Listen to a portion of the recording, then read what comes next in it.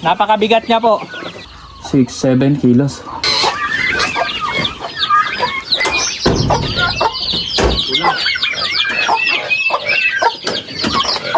Wala konti.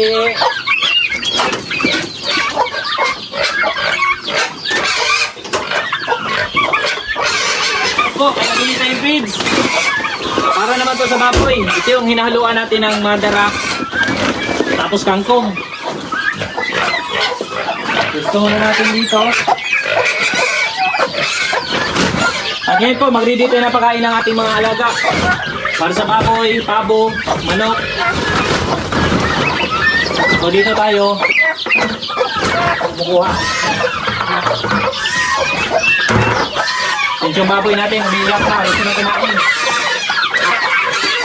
At meron din tayong itik. Dito.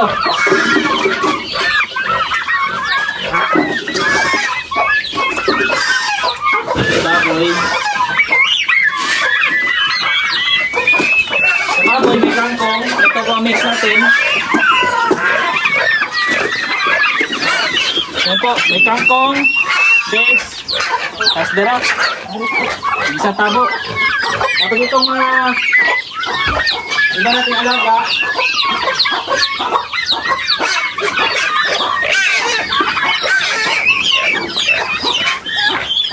Yan din natin konting pigs. Kasdera.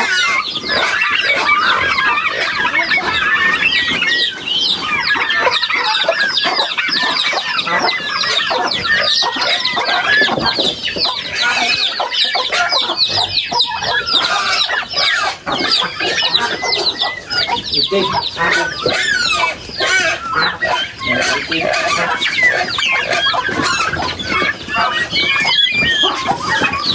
Tara po, papakain muna tayo. At yung baboy, naingay pa, naingay.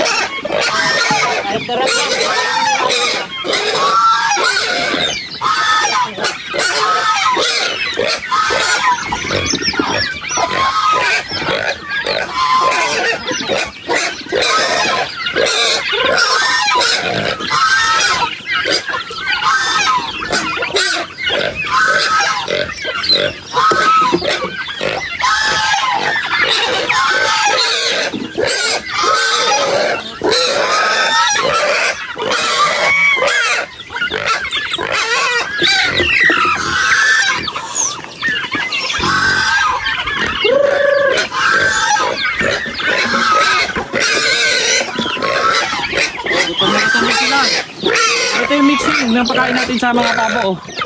Maraming darak, feeds, at meron ding mais, meron ding kangkong.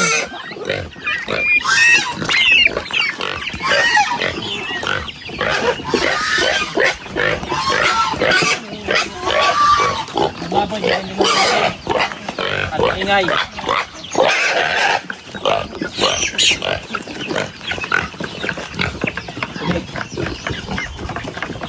Itong baboy po, hindi na kailangan linisin.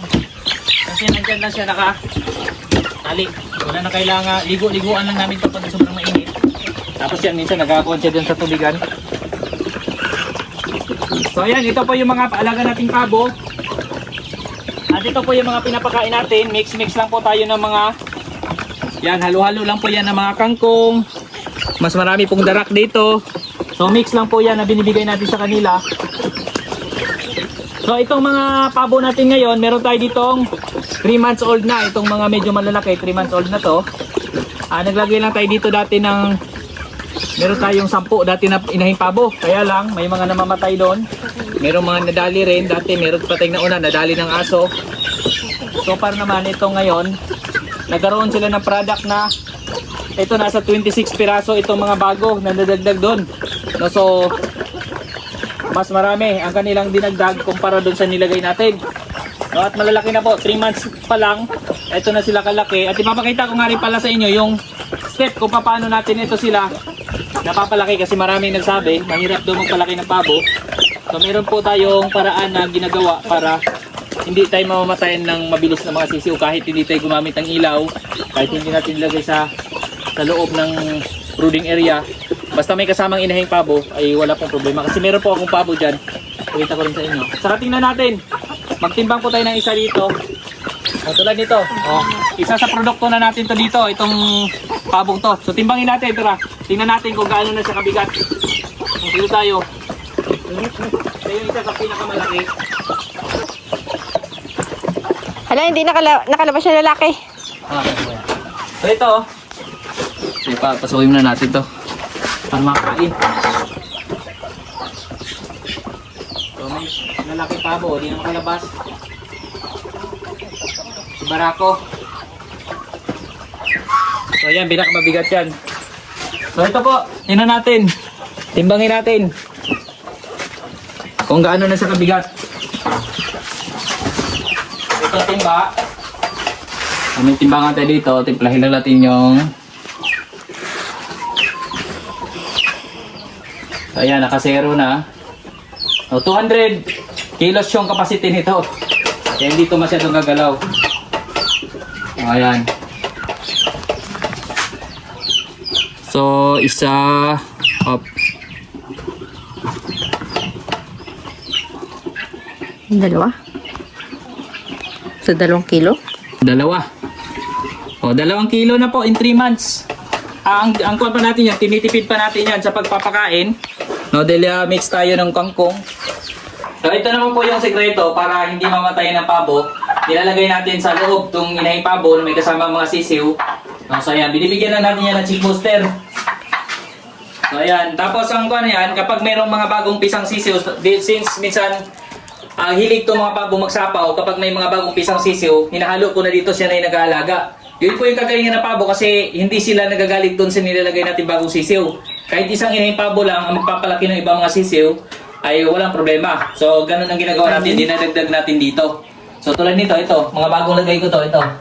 So, minimix ko lang dyan, which is siya ang nagalimlim niyan paggabi. So, hindi nilalamig kasi isa rin sa disadvantage dito sa mga pabo kapag yung mga sisiw hindi nalimliman, nalalamigan ay namamatay sila. Mabilis silang manghina. So, kaya kailangan may kasama silang inahin. Tas hindi mo siya pwedeng pakawalan kasi itong inahin pabo, hindi rin sila magaling magdala ng mga sisiw. No, madalas pagka pinapakawalan mo yan sa labas, pag uwi niya, natitirhan na lang ng ilang piraso. Nagkakaubusan ng mga sisiw. So, yan yung technique po para hindi tayo mamatay agad ng mga sisiw.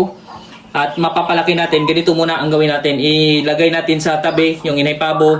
Nandun muna sila sa loob. Tapos, andun yung mga sisiw kasama niya na may pagkain. May bibigyan mo lang ng chick booster. So, ayan po yung ginawa. Tapos may tubig dyan. So, ayan po yung isa sa diskarte natin. Okay. Ano daw ba kabigat yung barakong pabo natin? So, ito naman timbangin natin ngayon. O, dali. So, ayan po, oh. Ayan, napakabigat niya po. So ayan, timbangin natin siya. Tignan natin kung ilang kilo siya.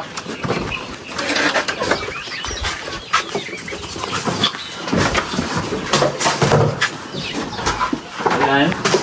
Ilang. Hindi, ano mo muna? Sige. Op. Ano siya? Oy. Mahirap siya timbangin.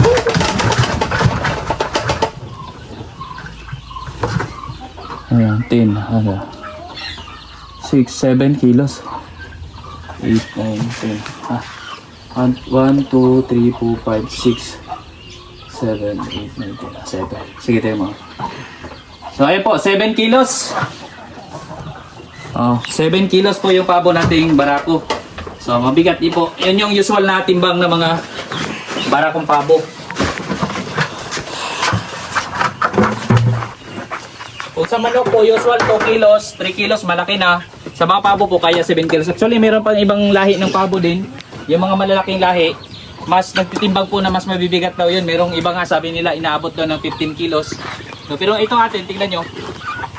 Sobrang laki niya naman. Yung malaki nating manok, layo ng diferensya nila. So, ayos na po. Kaya maganda rin po talaga ang pabo. No, kaya sabi nila, maganda pag litson, ganyan. No, kasi malaki na, hindi ka na mabibitin. Nahingi siya, hindi siya nakakain kanina. Ayan po, mix lang, kangkong, darak. Tapos bigyan din po natin, may alaga din po tayo dito mga sisiw ng itik, yung mga lalaki. So yung kasaba namin halos maubos na. Nakain ng mga pabo. Yung mga pabo po kasi, kaya naman nakakuan sila kahit na kunti lang binibigay natin. Tapos moro natural kasi yung mga pabo po, kumakain din sila. Sariling sikap yan dahil naka-free-range naman sila. Kumakain po yan ng mga damo. Malakas po kumain ng damo ang mga pabo. Parang kambing din po halos. Yan naman po yung mga itik natin. Mga lalaking itik po ito. Kasi yung mga babaeng itik nakababa na. So, hinihiwalay natin yung mga lalaking itik. Sabay-sabay lang din yan sila dyan. Tapos tubig lang, pinibigyan natin tubig. Tapos plano ko nga ito, pag nasanay na sila, i-free-range din natin to kasama ng mga manok at pabo dito sa ibabaw. Since kuan lang naman sila dito talaga, ano lang, pang replace lang sila doon sa mga barako natin na sa baba. Sa mga lalaking itik. Kahit pa paano, sanay na sila may kasamang manok. Nung nakaraan, takbo pa yan ng takbo.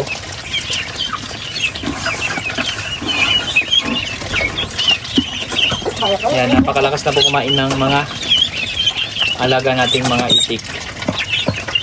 Ganyan po kalalakas kumain yan sila.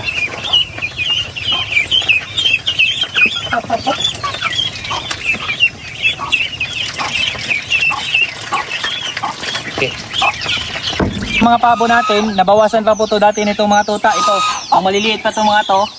Nangangain sila ng mga pabo ng mga sisiw. Nung pinakawalan na natin sila nung sila ay nasa isang buwan na, kinakain pa rin ng mga aso natin. Pero sa ngayon po, so far, ito na, napapalaki na natin sila. Grabe po ang naging pinagdaanan ng mga pabo natin dito. Dati po, naglagay tayo ng unang barako natin, kulay-pula. Doon sa mga nakasubaybay doon sa nauna nating mga video dati. Kulay red yung ating barako. May mga asong pumasok dito dati. So dinali naman, nadali yung isa nating barakong pabo na lalaki.